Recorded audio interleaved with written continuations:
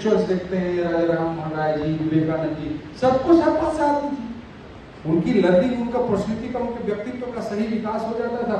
उसके बाद 2, 3, 4, 8, 10, 12 भाषा तक सीख लेते। तो इस बात को हमको समझने की जरूरत है, सही चीजों को हमारे समाज में स्थापित करने की जरूरत है। और अंग्रेजी कोई बड़ी चीज नहीं है, इस बात को भी समाज में स्थापित करने की जरूरत है।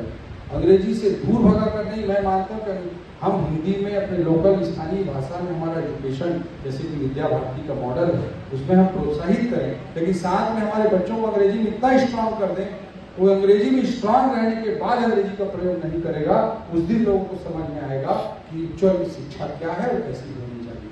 इस बात पर मैं ज़्यादा समझ नहीं पाता कि हमको किस तरह का स्ट्रक्चर बनाने की जरूरत है।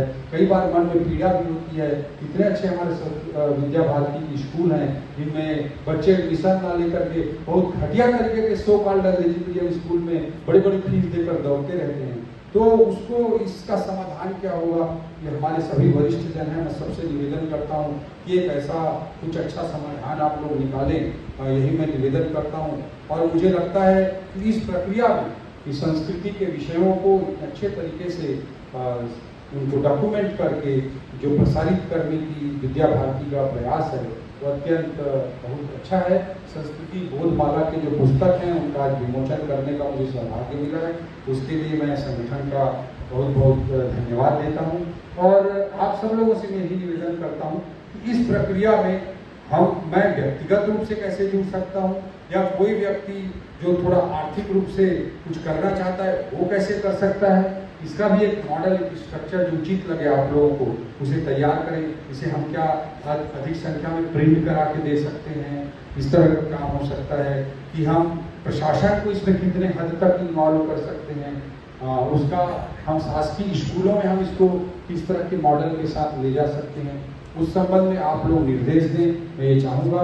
और आपके निर्देशानुसार हम उसे शासकीय विद्यालयों में भी इन विषयों को, इन पाठ्य सामग्रियों को, संस्कृति के मुद्दों को हम अच्छे तरीके से पहुंचाएं। इसमें सरकार का, प्रशासन का और व्यक्तिगत रूप से जो सक्षम है या जो कंट्रीब्यूट करना चाहता है उसकी कैसे भागीदारी हो, उसके लिए मैं आदरणीय देवनारायण भैया से निवेदन करूंगा, आदरणीय विवेक भैया से निवेदन करूंगा, जुरावन भाई साहब से निवेदन करूंगा कि आप लोग निर्देश दें और आपके निर्देशानुसार हम कुछ कर पाएंगे।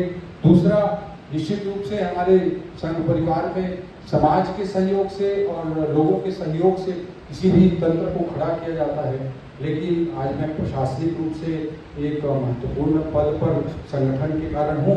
तो ऐसी स्थिति में मैं यह भी निवेदन करना चाहूँगा कि जो कुछ हम सरकारी तौर पर नियमों में हम कर सकते हैं उससे संगठन के विस्तार में उन प्रशासनिक शासनिक ताकतों का हम कैसे प्रयोग कर सकें, उसका भी प्रयोग करके काफ़ी खुशी होगी। मैंने अपने लिए एक क्राइटेरिया बनाया है और आदरणीय देवनारायण भैया को मैं शेयर भी किया हूँ कि मैं प्रभारी मंत्री 3 जिले का हूँ, जसपुर जिले का, अंबिकापुर जिले का और जांजगीर जिले का। उन 3 जिलों में 9 विधानसभा क्षेत्र आते हैं और मेरा स्वयं का एक विधानसभा क्षेत्र है रायगढ़। तो इस तरह से 10 विधानसभा क्षेत्र हैं।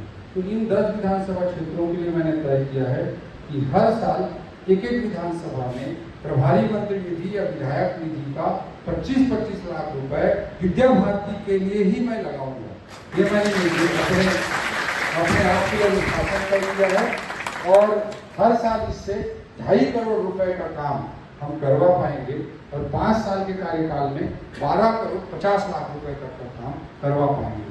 ये मैंने अपने स्वयं के लिए एक अनुशासन निर्धारित किया है और आदरणीय जुरावन भाई साहब से, देवनारायण भाई साहब से चर्चा करके मैं उचित उस राशि का कैसे उपयोग हो सके, हमारे इंफ्रास्ट्रक्चर क्रिएशन में, हमारे बिल्डिंग निर्माण में क्या उसकी उपयोगिता हो सके, इस पर हम मिल करके काम करेंगे। इस तरह से हमको जहां आप लोगों का जैसा निर्देश होगा, जैसा मार्गदर्शन होगा, उस अनुसार काम करेंगे और संस्कृति के बिंदुओं को जन जन तक पहुंचाने के आपके इस प्रयास को मैं नतमस्तक होकर प्रणाम करते हुए अपनी बात को समाप्त करता हूं। भारत माता की, छत्तीसगढ़ महतारी की।